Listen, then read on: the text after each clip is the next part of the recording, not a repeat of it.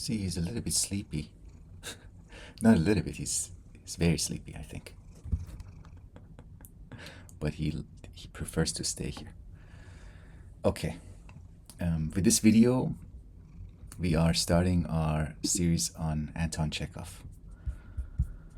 And the volume I'm working with, as I said in the previous video where I announced the series, is the selected stories of Anton Chekhov, translated by Richard Pevear and Larissa Volokhonsky, Modern Library Edition. The collection begins with one of the shortest stories in the collection, which is called The Death of a Clerk. The Death of a Clerk. So this video is devoted to that one story, and I anticipate moving forward in this same manner, that each video will be about one short story. And since this is the first video in the series, and we might end up with 30 videos, maybe I am. I wanted to say maybe it would be appropriate to have an introduction, but I have already decided that I'll have a little bit of an introduction with the help of Walter Benjamin, one of my favorite writers.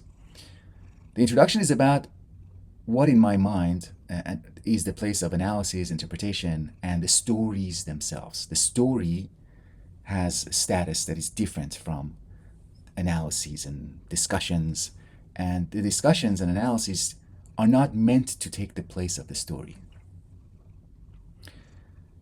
And this is not just a way of ordering things, but for our time, this is a significant discussion because we live in a time, a culture where our exchanges, our input and output, our communications are very much information heavy. We put too much emphasis and we rely too much on information and exchanges of information. And narratives and stories are different from information. When we ask AI, ChatGPT or Gemini or whatever, to give us a summary of a story, summary of a novel, we are not just getting a shorter version of it, a more concise, a more efficient way to get that story. We are turning it or treating the story in terms of information. We are acting as if it is only the information that is important, and the structure and form of the story is not that significant. But there are things in the story that allow the human mind to breathe and to exercise its freedom, to contemplate, to pause, to encounter a gap, a pause, a silence, not a literal pause in the story, but something that is unexplained, a little mystery in the story. So I said I'm going to read Walter Benjamin. So these are 2 paragraphs from the essay. Which essay? The Storyteller, of course. In this part, it's part 7 in the Storyteller. Benjamin is referring to one of the stories told by Herodotus. First he shares the story, and then he talks about the many possible interpretations of this story, and then he highlights the distance between the story itself and its possible meanings, why the story is important. We read, when the Egyptian king Samanidas had been beaten and captured by the Persian king Cambyses, Cambyses was bent on humbling his prisoner. He gave orders to place Samanidas on the road along which the Persian triumphal procession was to pass. And he further arranged that the prisoner should see his daughter pass by as a maid going to the well with her pitcher. While the Egyptians were lamenting and bewailing this spectacle, Samanidas stood alone, mute and motionless, his eyes fixed on the ground, and when presently he saw his son, who was being taken along in the procession to be executed, he likewise remained unmoved. But when afterwards he recognized one of his servants, an old impoverished man, in the ranks of the prisoners, he beat his fist against his head and gave all the signs of deepest mourning. Okay, so we're leaving that. Next paragraph. We're leaving the story, and we get Benjamin more directly. From this story, it may be seen what the nature of true storytelling is. The value of information does not survive the moment in which it was new. The value of information does not survive the moment in which it was new. It lives only at that moment. It has to surrender to it completely and explain itself to it without losing any time. A story is different. It does not expend itself. It preserves and concentrates its strength and is capable of releasing it even after a long time. Thus, Montaigne referred to this Egyptian king and asked himself why he mourned only when he caught sight of his servant. Montaigne answers, since he was already overfull of grief, it took only the smallest increase for it to burst through its dams. Thus Montaigne. But one could also say, the king is not moved by the fate of those of royal blood, for it is his own fate. So it's expected for the king to see other royal people of the royal rank to also be in that position. But the ordinary people, that affects him. Or, Benjamin continues, we are moved by much on the stage that does not move us in real life. To the king, this servant is only an actor. Or, great grief is pent up and breaks forth only with relaxation. Seeing the servant was the relaxation. Herodotus offers no explanation. His report is the driest. That is why this story from ancient Egypt is still capable, after thousands of years, of arousing astonishment and thoughtfulness. It resembles the seed of grain which have lain for centuries in the chambers of the pyramids, shut up airtight, and have retained their germinative power to this day. That was Walter Benjamin, the storyteller. Okay, so the same attitude, we are going to try to adopt the same attitude with respect to Chekhov and his stories. We are going to recognize the gaps in Chekhov's explanations, not gaps in meaning, but the tensions. Certain things are not given to us. And when a storyteller is not giving us certain things, it's not that he's withholding, he is giving things in the form of gaps, in the form of gaps in the form and in the structure. And he's giving us, by doing that, he's giving us, the storyteller, he or she, they are giving us space to think, space to speculate, and space to contribute. So a storyteller in that sense invites us to be a participant, an active participant. The storyteller invites us to dialogue, ultimately. That's why by reading stories, by spending time with stories, we allow our minds to play a more active role. So I'm talking about this boundary between analysis, interpretation, discussion, and the stories. But the boundary is not that clear-cut. And in fact, in this story, in the very first story that we're going to talk about, Chekhov himself plays a little bit, very briefly, he plays with the boundary between the storyteller, being a storyteller, and being a literary critic, being a theorist of storytelling, a philosopher of storytelling. Very briefly, and just with one sentence. I'll get to that in a moment. Let me first talk about how the story begins. The story begins with the main protagonist, the main character. His name is Ivan Dmitrich Chervyakov. Chervyakov is a clerk, an office manager. He's at the opera. And we read that he is watching the opera, he's looking at the stage through his binocular, and he's at the height of bliss. At the height of bliss. When I read this description that he's at the height of bliss, I'm reminded of another short story by Guy de Maupassant. That it's a very, very famous, well-known, highly frequently anthologized short story called The Necklace. In The Necklace, we have Matilda, I think her name, the main female character of that story is Matilda Loisel. Matilda Loisel gets to her moment of bliss halfway through the story, where she is at a party, at a ball, among high society.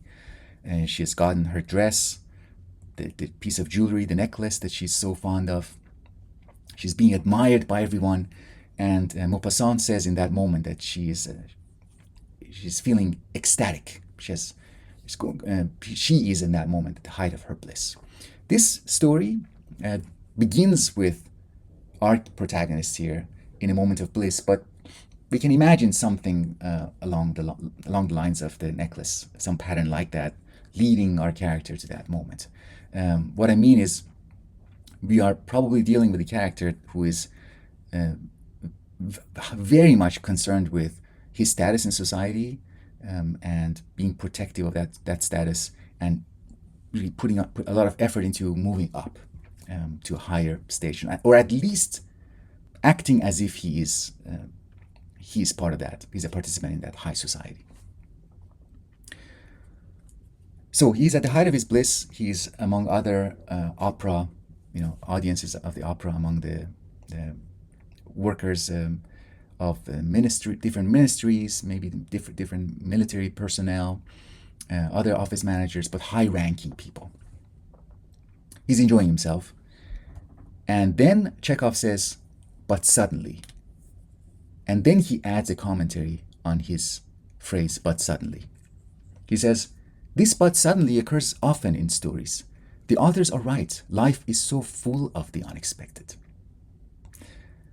And the unexpected in Lacanian psychoanalytic theory is described in terms of the real, something that escapes our grasp, our symbolic grasp. We cannot include it in our experience. It comes in as an interruption, as an eruption to what we expect the next moment to be.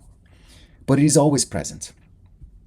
So the real or the unexpected could be any unexpected, maybe tragic incident, any kind of falling sick, losing someone else doing something that we don't expect.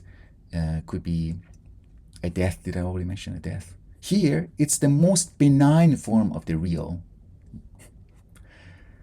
which is sneezing. So Chervyakov sneezes. And Chekhov says, sneezing is not prohibited to anyone, anywhere. Peasants sneeze, police chiefs sneeze, sometimes even privy councillors sneeze. Everybody sneezes. Chervyakov, not embarrassed in the least, wiped his nose with his handkerchief and, being a polite man, looked around to see whether his sneezing had disturbed anyone. And now he did become embarrassed. He saw that the little old man sitting in front of him in the first row of the stalls was carefully wiping his bald head and neck with his glove and muttering something. Chervyakov recognized the little man as General Brizalov, who served in the Department of Transportation. End quote. So Brizalov is has a much higher status compared to Chervyakov. So from this point on, Chervyakov is on a mission. He has lost his ecstasy, his bliss. He has lost that image. This we could say he lost his narcissistic image that he is there. He is among equals. Everybody in that society is like him. He's one of them. They're all enjoying the opera together. And he and this General Brizalov, they're the same. So that's the narcissistic image that is denying or neglecting, ignoring the symbolic order of how society is actually organized, how power is actually distributed. His narcissism was in denial about that. So he's on a mission he wants to make sure that General Brizalov is okay with it, like in how, as we would say in our time, he wants to make sure they're cool. Like, are we cool? I'm sorry, I sneezed on you on your neck and bald head, but I didn't mean it, blah, blah, blah. Are we cool? So that he wants to make sure that the image of him as part of the same society as the general is not damaged. He needs the general's reassurance to get that back. And he thinks, and I have had moments like this. He thinks that if he just explains himself, if he just makes the general understand, everything will be okay. This is problem. It's a problem that could be solved by him explaining himself. It's really strange, but I think it is a relatable problem. It's a relatable scenario. And normally, if we are in a situation like this, the other person would indulge us. The other person, the general, here, other people in the place of the general here, they would say it's fine, my good man, don't worry. But here, the general is the type of person who just doesn't do it. He doesn't care, or he just refuses. He has this almost. He has a Bartleby, the Bartleby, the Scrivener. He would rather not to. He doesn't budge. We don't know. Does he not care? Does he not get it? He doesn't empathize with Cheryakov's worry, anxiety. There is a short story by Milan Kundera, who writes a kind of story like this, the insistence of a person who wants to establish himself and his status. It's the first story in Laughable Loves.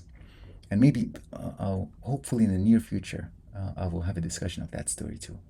But that story gives us the view of someone in the place of General Brizalov, who just, he's bothered, he's annoyed with the insistences of this Chervyakov character. So the general here is not, he says, let it go, forget it, it's fine. But he says it to Chervyakov, the general says these things to Chervyakov in a way that is obviously not warm, it's not sympathetic. He's not implying that, don't worry, we are good, you are one of us. And Chervyakov needs more. He obviously needs more. So he keeps insisting, he keeps pursuing. And next day he goes and gets a haircut. He puts on his fresh uniform. It's just so, it's moving in a way. It's pathetic and moving. He goes to the general's office and the general's like, what are you doing here? And he does that a couple of times. And eventually he aggravates the general and makes him angry. And in one of the final scenes in the general's office, the general shouts at him and says, get out. And in that moment, Chekhov writes, something in his stomach snapped. And he just barely had the energy to get himself back home. Falls on his couch and die. So this is, what is it that dies? It's the ego, the person who identifies completely with his image. That kind of obsession, kind of being fully consumed with one's image in society. Chekhov is taking that to its logical conclusion that if something like this happens, the person dies, must die, because if I am just my ego, if I am just this narcissistic image, the so-called narcissistic injury to that ego image will kill me if I'm not anything more than that. But it's really interesting that reading this story, Chekhov is actually the catharsis at the end. This is a comedy. It reads like a comedy. It's kind of funny, it's upbeat, it's very amusing. And at the end, it has the effect of, I think, and let me know if you disagree with this, but it has the effect of kind of liberating the reader by letting the reader see the ridiculousness of this preoccupation. So that's the catharsis, that something in us, the readers of the story, should snap as we read this. Speaking of snap, and let me just quickly check something. There's another short story that I really like. This is something that I read with occasionally. I read with students, young students. It is the story of Bathbone by Natalie Babbitt. Bathbone is a story of someone who also has issues with identity. It's a children's story. Bathbone doesn't know, he's confused about who he is. And there's a moment where he finally finds out. I'm just searching for that moment where, for Bathbone, for the Natalie Babbitt story. Okay, I got it. I found it. The phrase there is, the truth swelled up in his heart like a great balloon and exploded. The truth swelled up in his heart like a great balloon and exploded, leaving him shocked and limp. So this image actually came to my mind when I read Chekhov describe the snapping of something. Something snapped in his stomach. Okay, this was one of the shortest stories. A little bit of introduction I think was appropriate, and we had place for it this time. Next time I'll do my best to stay more closely with the story itself. Let me know what you think, especially if you disagree with something or if you think I left something important out of this discussion. This is your space. Please feel free to write your comments in your comments, or that's it. I think it's a good place to stop for now. Thank you very much for your attention. Again, this series is continuing, and get a copy of that collected stories because it will make the experience much richer and more collective, more of a community experience. Thank you.